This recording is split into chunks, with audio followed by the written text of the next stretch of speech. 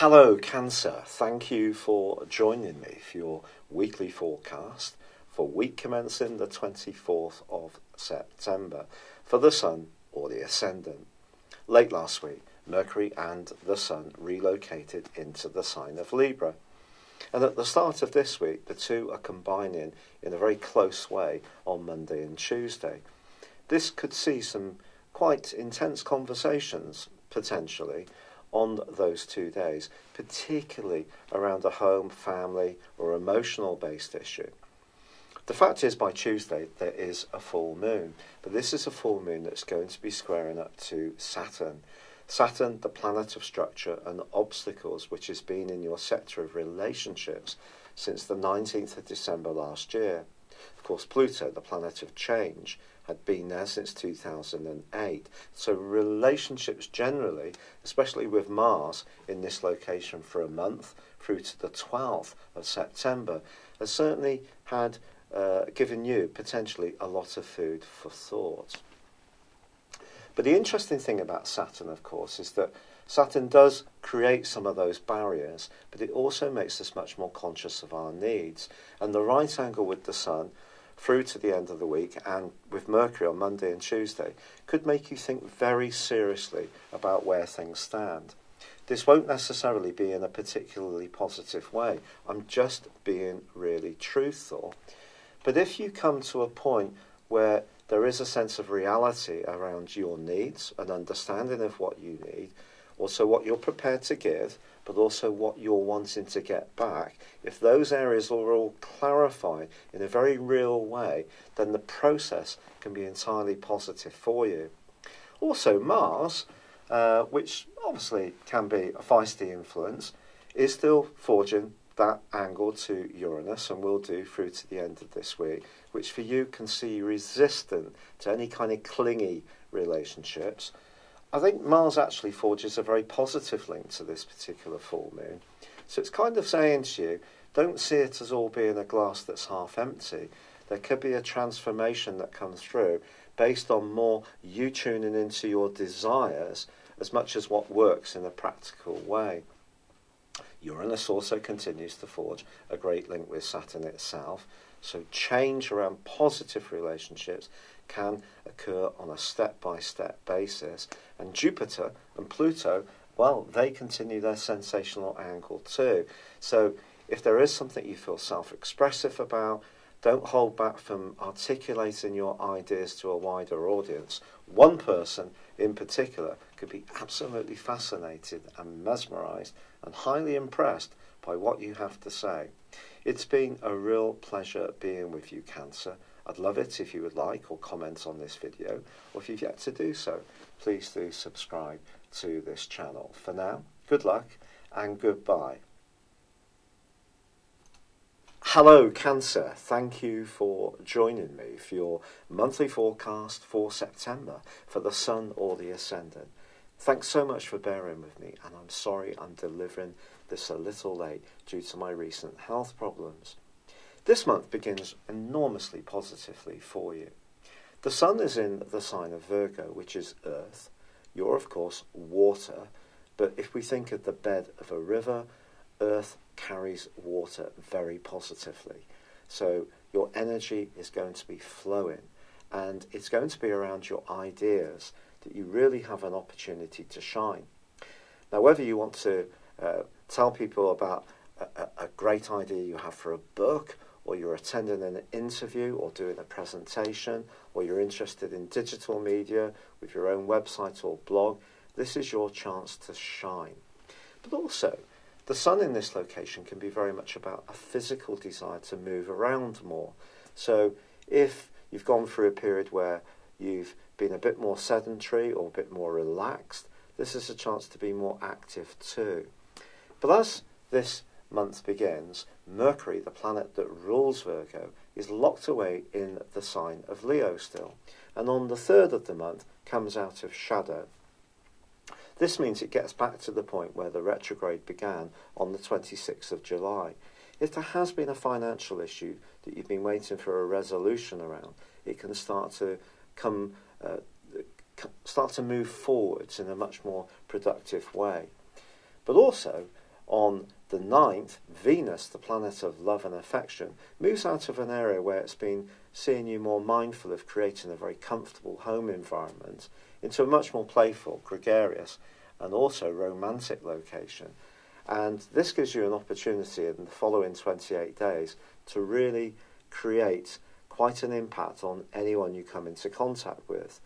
It's a playful influence as well. So if you are someone who's more social, this and the location of the sun, and also Mercury moving into Virgo on the 9th, and a fabulous new moon on the same day, all primes up an opportunity for you to be much more outgoing, much more interactive with other people, and that's something to really relish. Also, Jupiter, the planet of growth, which is already in the sign of Scorpio, once Venus sweeps in, continues an amazing angle to Pluto.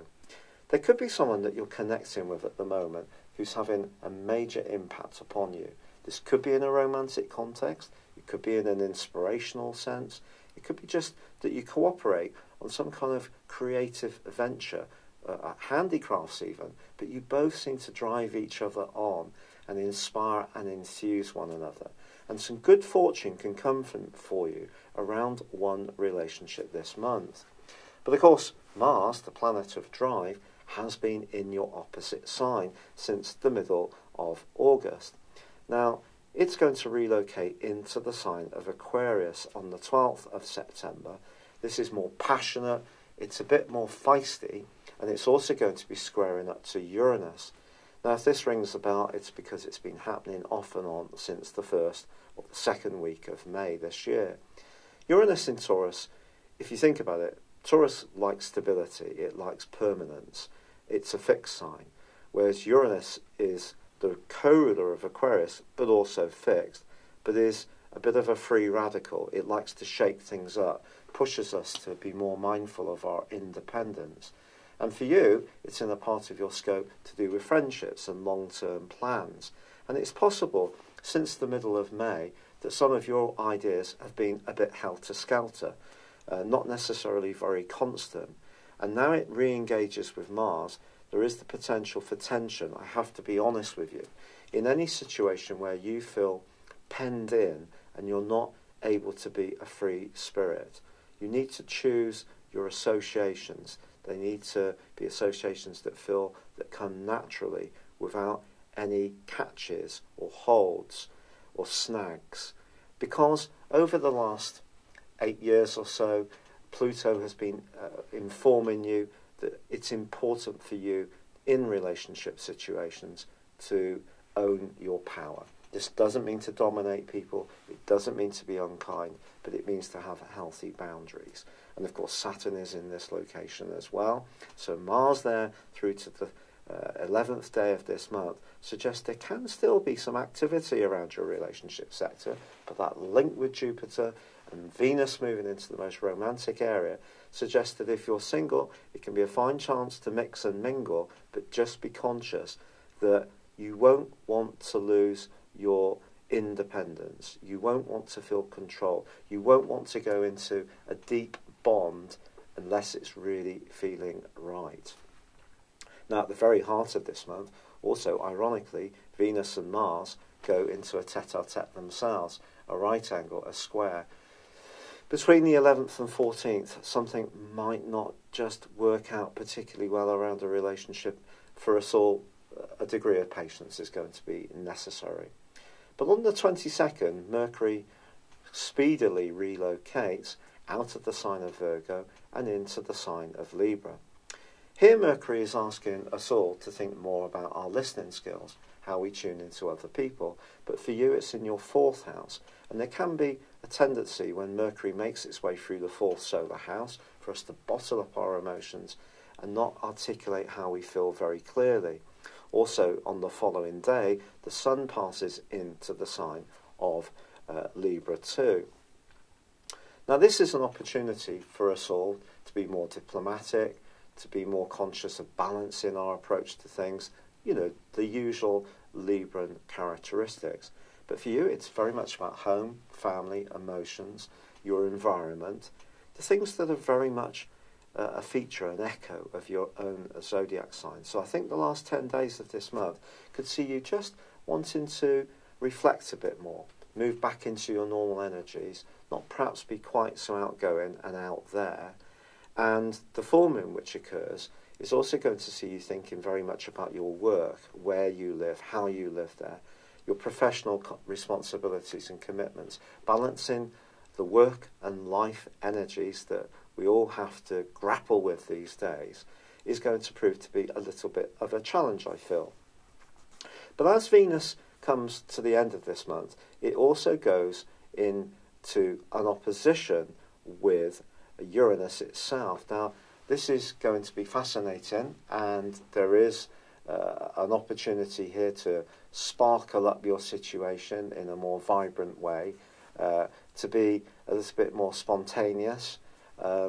And it does also, however, then go on to forge a much more stabilising link with Saturn. So I think any chaos that does come out of the early contact between, I'm sorry, I should have said that on the 9th, Venus goes into opposition with Uranus. So as the month evolves, Venus then goes on to forge a much more stabilising link with Saturn. But I think with relationships, there is an opportunity for growth, for improvement, in all sorts of ties and involvements and associations. But there can also be a shakedown in the ones that aren't so good for you. And that more homely feel that comes into your situation in the last 10 days of this month really is asking you to think about what you want, your own needs, to nurture yourself, to pamper yourself, and those people who are really important to you. It's been a real pleasure being with you. I'm so grateful for all the kind comments and suggestions for the different things I can do with my rheumatoid arthritis. I really appreciate it. I'd love it if you would like or comment on this video, or if you've yet to do so, please do subscribe to my channel. But for now, good luck and goodbye. Hello, thank you so much for watching my video. I'd love you to join me at my Horoscope ACE app. You can find this at www.horoscope-ace.com. You can use it through Android, iOS, Apple or Facebook. Check out your ascendant or your moon sign, or download your free birth chart. There's all your favourite videos, plus there are daily, weekly, monthly and yearly horoscopes for general, love, Chinese and Indian astrology. If your passion is tarot, there's my brilliant 3-card money or love tarot readings too. And it's all there at www.horoscope-ace.com. Thank you.